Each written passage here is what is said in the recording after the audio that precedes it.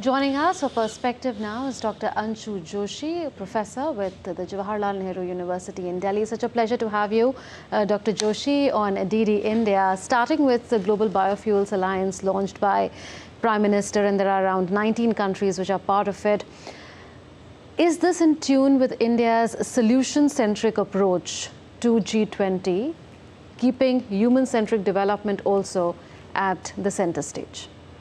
First and foremost, I would like to congratulate Indian government and each and every Indian who participated and became a part of this People's G20 this year.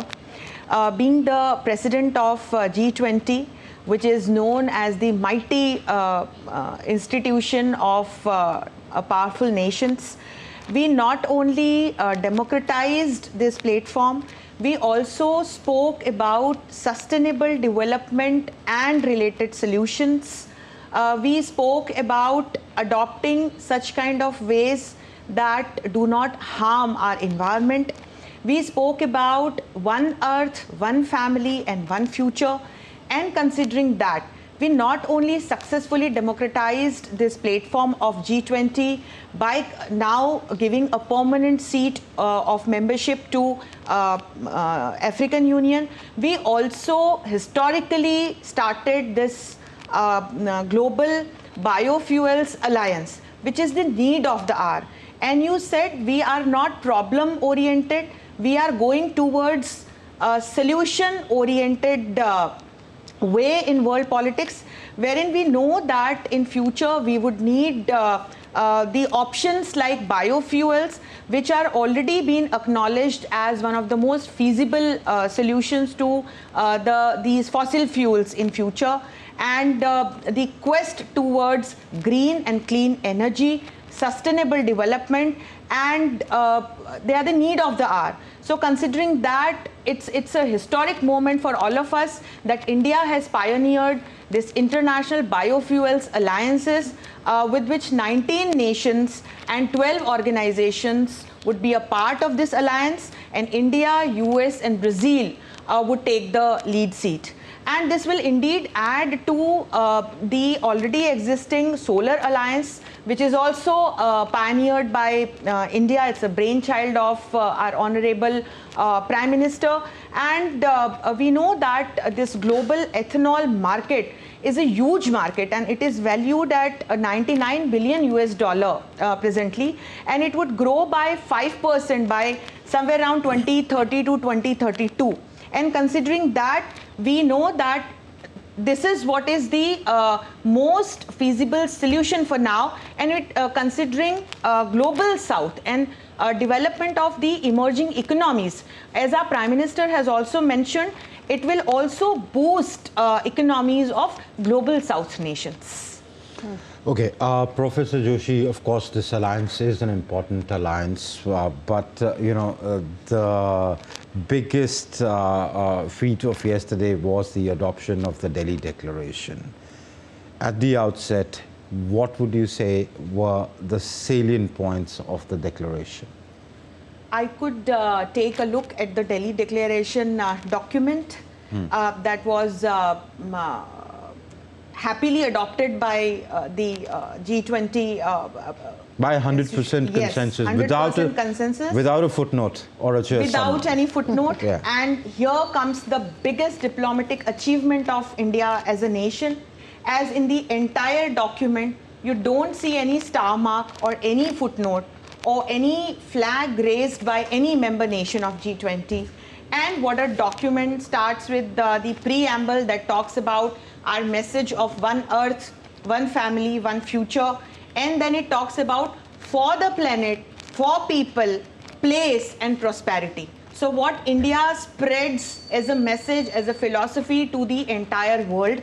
And this document I could see is divided into 8 chapters. And the first chapter itself starts with the strong, sustainable, balanced and inclusive growth. Then it talks about accelerated progress of SDGs. It talks about green development, talks about multilateral platforms in the 21st century. Then there is a chapter on technological transformation. There is a chapter on international taxation. Then there is a chapter on gender equality and empowering women and girls. Then there is a chapter on financial sector. Then we see a chapter on issues like terrorism and money laundering. Then there is a chapter on creating a more inclusive world. And it talks about reforms by and large for the entire world. And this entire document seems to be a very positive document, wherein instead of talking about the challenges, we are talking about the solutions. And that's where again this philosophy of Indian way comes into the picture, that we are looking at futuristic solutions instead of condemning any nation or instead of focusing on the challenges. All right. So how did they, agree so quickly? By the end of the first session, they had the document. Generally, when you have such deep divisions running as are right now, I was there in Bali at the last G20 summit. They were till the last moment still, scratching their heads and getting into a huddle, the Sherpas, even after the leaders had, touched down, were into negotiations. There was back and forth. How did it happen? And how did they come to the text on Ukraine-Russia conflict? How do you read it? So the first part of your question, Amritpal, you must have witnessed, attending different bilateral summits or our honorable Prime Minister's trip to different countries in this one, or we should say 2 years. And I have watched you multiple times on TV sets, isn't it? So what we have done, that is why I'm calling it a big diplomatic achievement.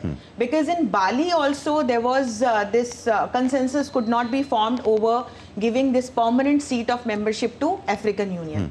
Because providing this membership to African Union is not proposed in this particular year. It's a matter that was discussed in different presidencies, but nothing could happen. And yesterday we saw that how very conveniently a consensus was formed and African Union was given this permanent membership.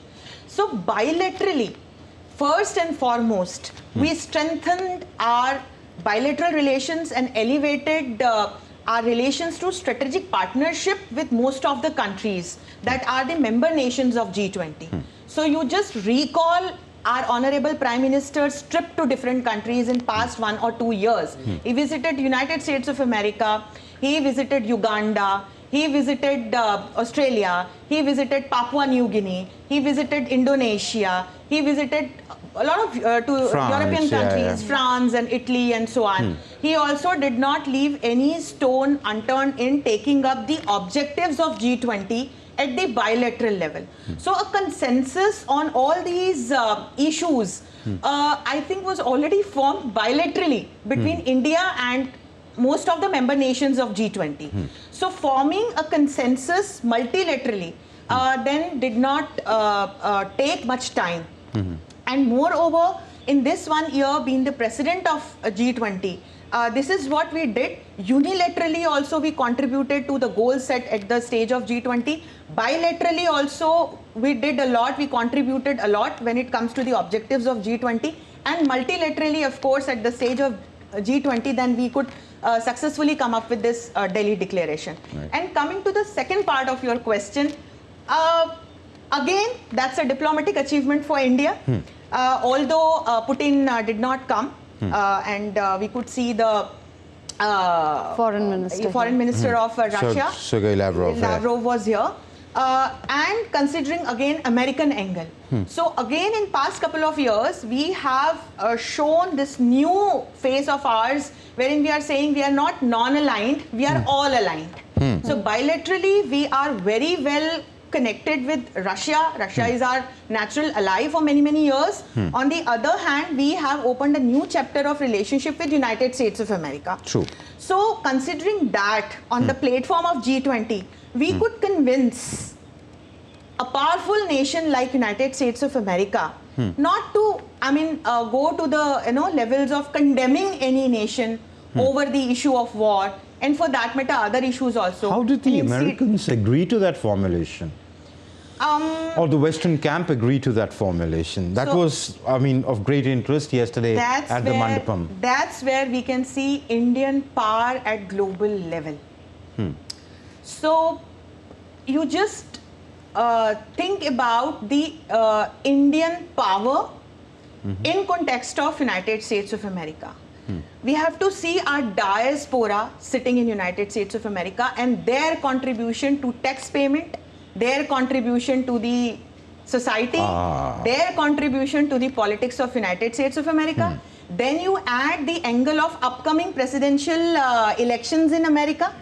Then you consider the bilateral agreements between India and United States Is the of Indian America. diaspora a powerful vote bank enough in the... Indeed, in fact, there in are the United Indians States of that America? are running as the candidates presently, isn't it?